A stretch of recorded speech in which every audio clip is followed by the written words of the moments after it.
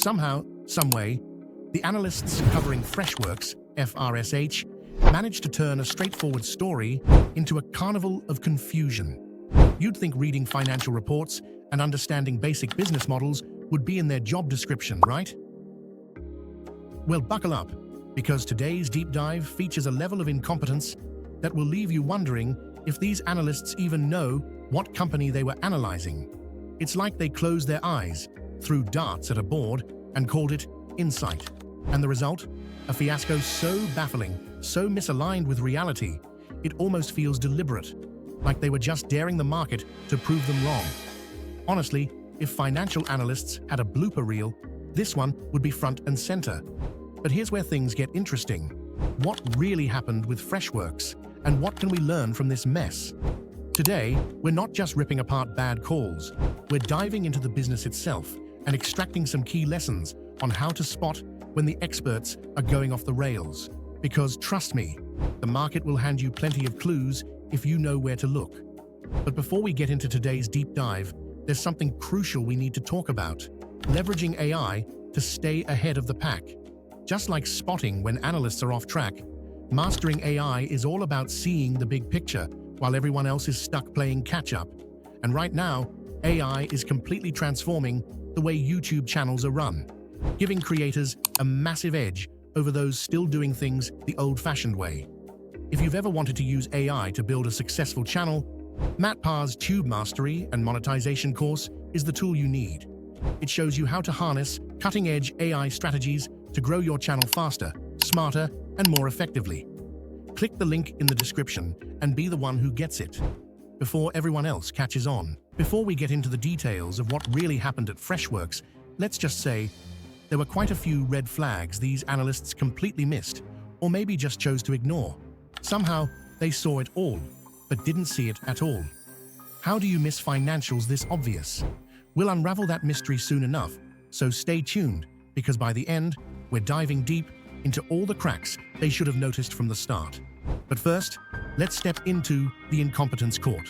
Disclaimer: incompetent capital is for entertainment purposes only. While we critique the missteps and mishaps of financial analysts, we acknowledge that they likely tried their hardest and simply made a bad judgment or two, or maybe 300. Our aim is to highlight the funnier side of investing and analysis, not to make personal attacks. Please note that we may sometimes add fictional elements to the storyline for entertainment purposes. And finally, remember that even the best professionals can miss the mark. So laugh away, but please avoid making personal judgments about the analysts we report on. Our first defendant, Brent B of Piper Sandler, managed to blow the incompetence meter off the charts. It's not easy to be this wrong with this much conviction, but Brent really put on a masterclass in missing the mark. Brent B, facing charges of first-degree idiocy, began his coverage of Freshworks in October 2022, right after the IPO and just in time to completely miss the peak. Timing is everything, but in Brent's case, it seems like it was more about being spectacularly wrong at exactly the wrong moment. He started with an overweight call that ended with an overbid of 50 that essentially matched the stock price, and then he overbid with a price target of 53. He then ended up playing a game of chase the stock and cheer it on as it crashed into the abyss. In fact, he shamelessly continues to play this game of chase, cheer, and overbid to this day. Where do they find these people?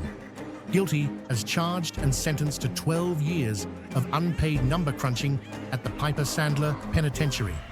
Scott Berg of Needham is just as incompetent, but with a slight twist. Scott is being charged with 1 count of gross incompetence and 1 count of salary swindling. Scott began his streak of incompetence at the same time as his friend Brent. He then pursued a similar game of chase, cheer, and overbid, albeit way more aggressive on the overbids and way less aggressive on the amount of times he chased the stock down. And his salary swindling career began in the trenches, with his ridiculous 56% overbid of 25 when the stock sat at a paltry $16. Between May of 2022 and December of 2023, Scott allegedly forgot to clock back into work. as he chilled on his yacht in the Bahamas and simply had his secretary re-enter the same ridiculous overbid call of 25 while he drank margaritas in the sun. The chart doesn't lie, caught red-handed, guilty as charged on both counts and sentenced to drug and alcohol counseling with weekly drug tests and 20 years of unpaid number crunching at Needham. David Hines of Cannacord stands accused of smoking non-stop cannabis before, after, and during work. David began his coverage of Freshworks right after the IPO and essentially made a buy call with a price target of 50. Sound familiar? You betcha. He then stubbornly held on to this ridiculous stance until the beginning of the trench, or what was soon to become this stock's new hovering point. From that point on, he began a game of chase, and then he began to segue into a hold, which he then segued out of into a buy position again, which he holds to this day. You know, they say cannabis turns you into an emotional mess. The proof is in the pudding. This guy is clearly all over the place. The chart doesn't lie. Guilty as charged and sentenced to drug treatment with daily drug tests. Brent B of Kantor FitzGerald being charged with consistently ditching work to go to Cannacord and partake in David's cannabis sessions. Brent began his coverage of Freshworks when the stock was already deep in the trenches. But the trenches don't scare Brent. He didn't hesitate to grab his pom-poms and begin a game of chase and cheer with price targets that more or less mimicked what everyone else that covered this stock was doing. If you are going to call buy in the trenches, then you should be overbidding the price target consistently if you are really confident in the call. Don't just clock in and do what everyone else is doing. Clearly, this guy was high on some good stuff. Guilty as charged with engaging in the Cannacord sessions and sentenced to drug treatments with daily drug tests. After watching this parade of analysts fumble their way through Freshworks stock like it's some kind of bad inside joke, it's hard to ignore the sheer volume of red flags they all missed. But what exactly was it about Freshworks that made even seasoned analysts trip over themselves? Was it the company's aggressive IPO, the overhyped AI integration, or maybe a fundamental misunderstanding of its true business model? We're going to peel back the layers and dig into what Freshworks was really about during this time, so we can see exactly why these analysts were so far off the mark. Let's dive into the company's background, its financials, and how the story unfolded. Freshworks had all the makings of a hot tech IPO, an innovative SaaS, software as a service platform, a global customer base, and a promise to compete with giants like Salesforce. However, the reality behind the stock's early collapse can be traced back to a series of financial missteps and an overhyped narrative that simply couldn't withstand scrutiny. The initial hype of Freshworks' AI-powered customer engagement tools led to inflated investor expectations, but once the excitement died down, the underlying problems began to surface. One of the key issues was that while Freshworks boasted about its ability to scale and innovate, its financials told a different story. Despite having a solid customer base, the company struggled with profitability, something investors are quick to notice post-IPO. Their expenses were growing faster than their revenue, leading to widening losses quarter after quarter. Coupled with increasing competition in the SaaS space, particularly from more established players with deeper pockets, the company found itself in a precarious position. Freshworks' revenue growth wasn't enough to offset its rising costs, particularly in sales and marketing, which ate into the bottom line. Additionally, the company was facing an issue many tech firms encounter: high customer acquisition costs. While Freshworks was signing on new clients, the costs of bringing those clients on board were far too high, and customer churn rates didn't improve as expected. It wasn't long before analysts started downgrading the stock, citing the company's inability to turn a profit in the foreseeable future. In short, the financials couldn't keep up with the lofty promises, and when the market sobered up, the stock tanked. Freshworks went from being the next big thing to an example of how growth without profitability can be a dangerous game, particularly in a volatile market. Investors who bought into the hype were left holding the bag as the stock plunged from its post-IPO highs, and analysts were left scrambling to explain how they missed all the glaring red flags along the way.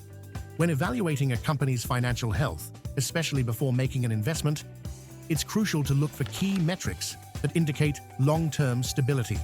A company with at least 10 years of solid financials, as Warren Buffett often emphasizes, is a safe bet. The first goal is to not lose any money, and if the company is not making any money, then you are more likely to lose money if you invest in them. Therefore, the companies we choose to invest in need to have solid fundamentals. This includes consistent profitability, a healthy price to earnings, PE ratio, a sound balance sheet, and a strong cash flow. The PE ratio helps compare a company's stock price to its earnings, giving insight into whether it's overvalued or undervalued. High profits and low debt ratios are positive indicators that the business can sustain itself during economic downturns. Freshworks, like many tech IPOs, lacked these fundamentals, and investors who didn't scrutinize the metrics closely were essentially gambling. Companies with strong financial track records provide more predictability and reduce the risk of losing money, as opposed to taking a chance on growth stocks that might take years, if ever, to turn a profit. Investing in such unproven businesses is no different from rolling the dice. If you are going to invest, then do so competently. If you don't, you just may turn on YouTube one day and see yourself sitting in the incompetence court. So keep doing your research, keep looking for true bargains, and keep tuning in to our channel. Thanks for all your support.